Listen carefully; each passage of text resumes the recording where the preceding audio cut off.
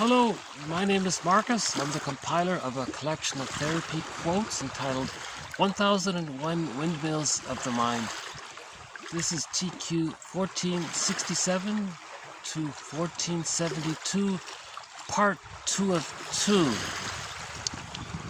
2. I just completed part 1, and at the very end I sort of ran out of storage, so I thought I would do this quick, short follow-up. I didn't want to leave it like that. In part 1, we talked about projection a fair bit, and we also talked about projective identification and how projective identification is sort of an extension of projection, or how projection is sort of a mild form of projective identification. So again, projection is the means of bringing repressed material to consciousness. Repression is the vehicle or the avenue of bringing repressed or unconscious or denied material to our conscious awareness, right? So if something's repressed, we somehow say it's outward.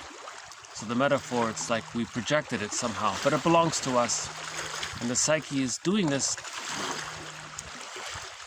The psyche is getting our own unconscious ego to project something that we don't know about ourselves, to communicate with our conscious ego. It's as if the unconscious ego is saying to his partner there, his conscious ego, hey, conscious ego, look what I'm showing you. I'm getting you to see it outward, so you to be aware of it. Right? And in part 1, I sort of went through a few quotes that describe the difference between projection and projective identification. Now these two topics are sort of threads on their own, right? So those are two of the threads throughout this series. One thread on projection, another thread on projective identification. And we've added quotes in part 1 to those two threads. We also started a new thread called this difficult idea about depersonalization. The theory was that if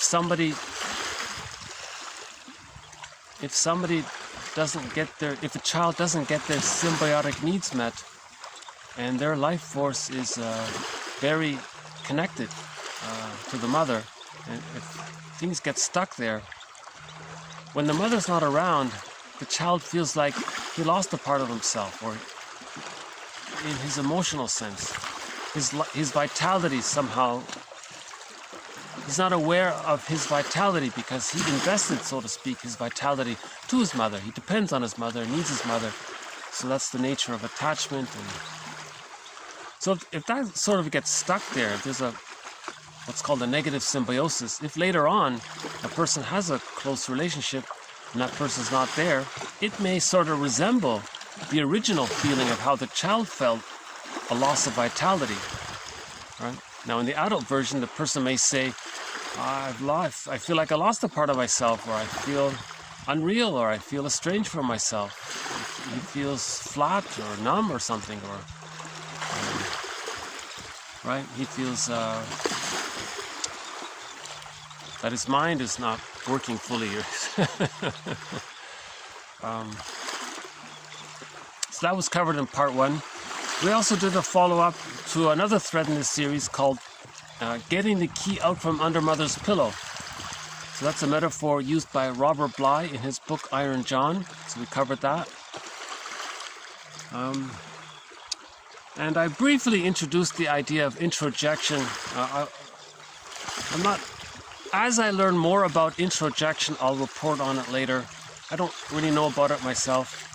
It's considered the opposite of projection. So projection is something we don't know about ourselves, and then we attribute it to someone else. We say it belongs to someone else. In a way, they're saying that the reverse can sort of take place. If you see some trait belonging to someone else, you can maybe adopt it for your own and introject that for yourself. Now, of course, the child does that naturally. But what if the child has to interject something unpleasant? He may later then reproject that out onto others. If he doesn't, he may feel that unpleasantness. So there is sort of this back and forth possibly between interjection and projection. But the main activity is projection and projective identification. So that's all covered in part 1. We talked about getting the key out from under mother's pillow.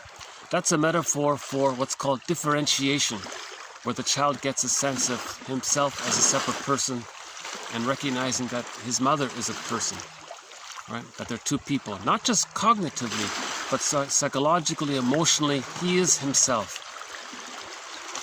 In other words, he doesn't feel like he's overly responsible for his mother's moods. He doesn't feel like he has to take care of her, save her, do what she wants all the time, or he doesn't have to be an extension of her, right? If the mother wants to control the child using guilt trip tactics, the child is unaffected, right, by that kind of thing. So that means that's called getting the key out from under mother's pillow, and we talked about that in part 1, right? Because the key opens the door to the cage. Now, in the cage is a personification of the person's feeling self, all of his unmet feelings, called the hairy man or Iron John. And he's holding the golden ball. So the image is you've got this cage, and inside the cage there's this Iron John character, this big the wild man they call it, right, in the fairy tale. And he's holding the golden ball. And the little boy says, "Hey, man in there, a wild man in there, can you just do me a favor and give me back my ball?" "Oh, sure, no problem. What you gotta do is get the key." "Oh, okay, fine. Where's the key?" "The key is under your mother's pillow." "Oh, wow. Well, that's not gonna be easy." "Well, that's what you gotta do if you wanna get your golden ball back, if you wanna get your feelings back, if you wanna get your selfhood back." Now, again, in myths and fairy tales, that's a metaphor. When the journey of the boy to become a king, he just means selfhood. You see, that's a metaphor for a person finding themselves. Again, myths and fairy tales are a description of psychology, right? They're true on the inside. Psychology means inside, so they're true on the inside. Myths and fairy tales are true on the inside, not on the outside. An entire fairy tale represents one psyche.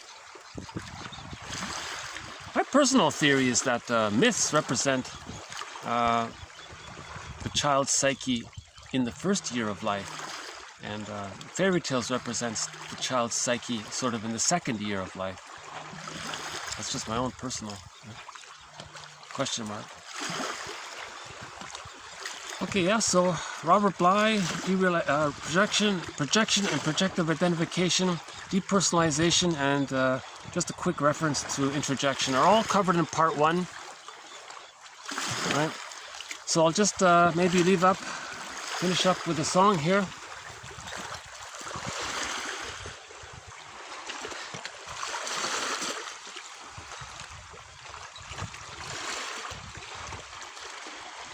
I'm not sure which bird that is, but mostly seagulls. And you know, I'm not sure what these other birds are. You know, some of these birds, they just dive into the water and pick up a little fish, you know. Oh, there's the seal. No, I don't know if you can see him, but no, he's ducked under. Woof. He just caught a little fish. That's his dinner there, I guess. Okay.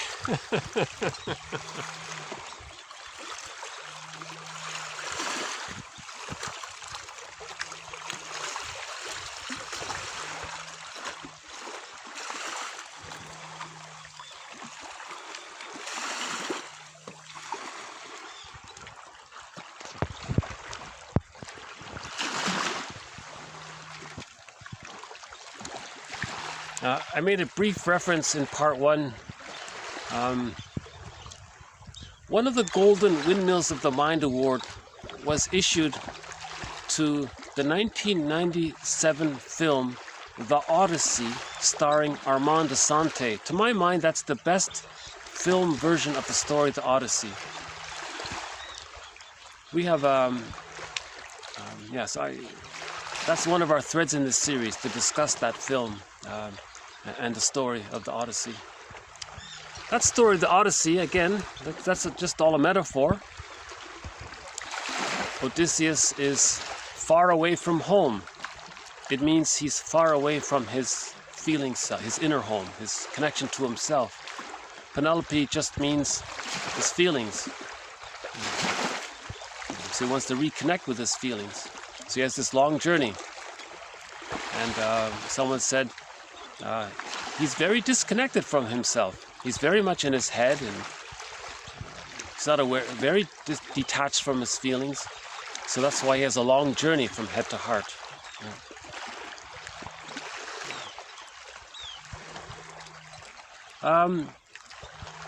So we'll, in future videos, we'll follow up on our various threads on the Odyssey, on Robert Bly's work, Iron John. We'll have more quotes on both projection and projective identification. And hopefully we'll have more quotes on this idea of introjection. And yes, we will have more quotes on this. I really don't like this jargon, but unfortunately we seem to be stuck with it. It's called depersonalization. It just means you're sort of, I guess the best definition of it was, let's see, where is it? Let's see if I can find it. Hold on a sec. Sometimes hard to find the cursor here in the dark. Yeah, so depersonalization, okay, it means there's a disconnection with some aspect of our identity. So when you feel disconnected from some aspect of your identity, the jargon is you're disconnected from some aspect of your identity. So long ago they came up with the term depersonalization, because personal, it's your identity, your personhood. So you're disconnected from some aspect of your own personhood. Person. Now a person is real, but you're disconnected from a part of your own identity. So you feel de-real, you feel unreal. They call it depersonalization. I still don't like the jargon. Robert Bly says, forgive psychology for its jargon, just forgive it. These are approximations. Nobody seems to have come up with a better term, so we're kind of stuck with it for the time being. So we'll have more quotes on this idea of depersonalization. It's a part of what's called disassociation. Right? So disassociation means the person feels overwhelmed, he can't deal with the feelings, he can't physically, so the baby can't run away if he's stressed, he can't protect himself, he can't speak up, so he has to escape when there's no escape, so the mind is in flight. That's disassociation. To some degree, his mind is elsewhere kind of thing. And this is on a spectrum, it's not an either-or thing. People can live with a mild form of disassociation their whole lives. It's benign. That's okay. Under stress, you may disassociate even further. One of the Golden Windmills of the Mind Award, another one, was issued to Philip Bromberg's trilogy on this topic of disassociation. He has 3 books, excellent books. One is called The Shadow of the Tsunami. He calls trauma an emotional tsunami, and the after effects of the trauma, the disassociation, he calls it the shadow of it. So the after effects of trauma, he calls the shadow of the tsunami, the emotional tsunami. His other book is called Standing in the Spaces, because when there's trauma, things are fragmented, and you want to stand in the spaces. You want to occupy the space. You want to own the spaces and provide the links between. Because your feelings can go in a box, your thoughts can go in a box, and there's this space in between. So you want to stand in the spaces. That's also a very good book. And And he has a third book called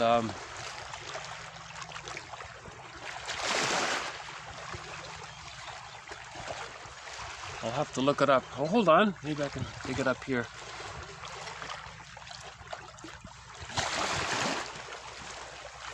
Well, if you look up Philip Bromberg, he's only written 3 books. Oh, here it is here. So his 3 books are Awakening the Dreamer. Yeah, so that's the third one there. Awakening the Dreamer. Awakening the Dreamer, Standing in the Spaces, and The Shadow of the Tsunami. So that has also won a Golden Windmills of the Mind Award. Well, since I have the list here, I can maybe just quickly run through them. So there are, so far, 15 Golden Windmills of the Mind Award have been issued. Right? So the first one was given to the comedy film Bob and His Enlarged Amygdala. Okay, the second one was given to the animated version of the Peer Gynt story by Vadim Krzyzewski. This is originally it's in Russian, but there are English subtitles. Unfortunately, it's very hard to find. That's the best version of Peer Gynt, in my opinion. The third was given, as mentioned in part 1, to Robert Bly's audio work. The fourth Golden Windmills of the Mind Award was given to Rollo May's book, The Cry for Myth. The next one was given to the book, Our Inner Conflicts by Karen Horney. That's a great book here. She's the one, she started a lot of this. She says we either move towards people, we either move away from people, or we move against people. She talks about that in that book. Another Golden Windmills of the Mind Award was given to James Masterson's book, The Search for the Real Self.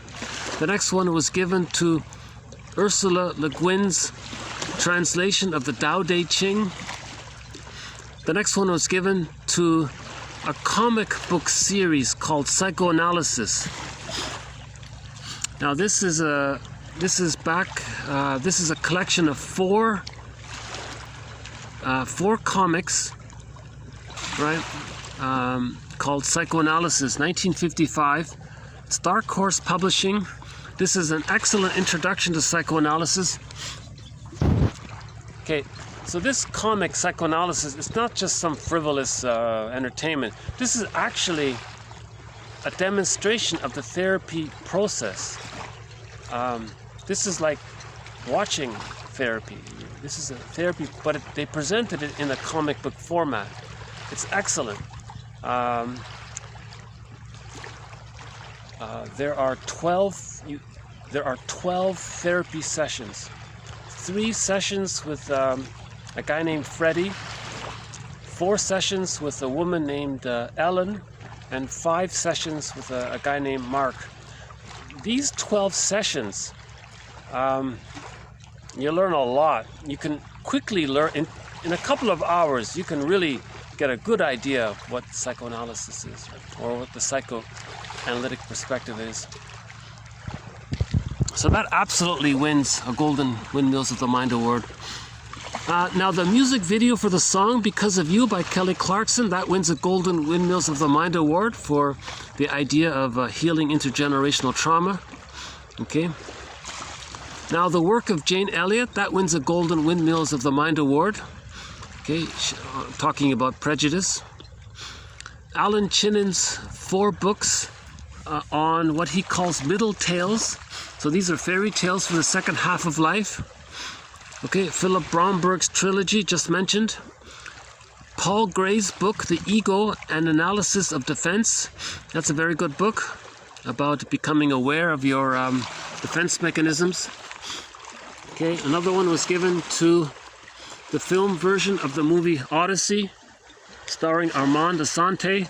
A wonderful soundtrack to that movie. And the 15th Golden Windmills of the Mind Award was given to Laughlin's 2 books, The Ego and Its Defenses and The Neuroses.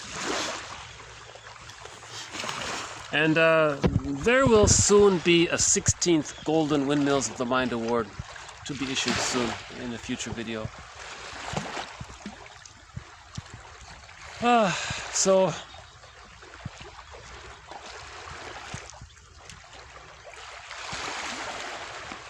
it's a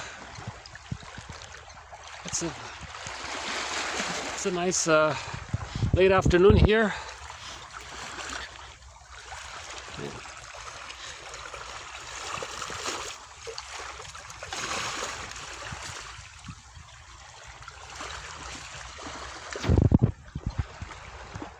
Just for fun, I'll finish up with a song. Here's an underappreciated song from a classic rock song from the 70s. So I thought I'd give it some airplay here. No special meaning. I just like the music. The band is called Pavlov's Dog, and their big hit is called Julia. But they have some other great songs, so I'll play one of them. This one is called Theme from Subway Sue. The title of the song is actually nonsensical.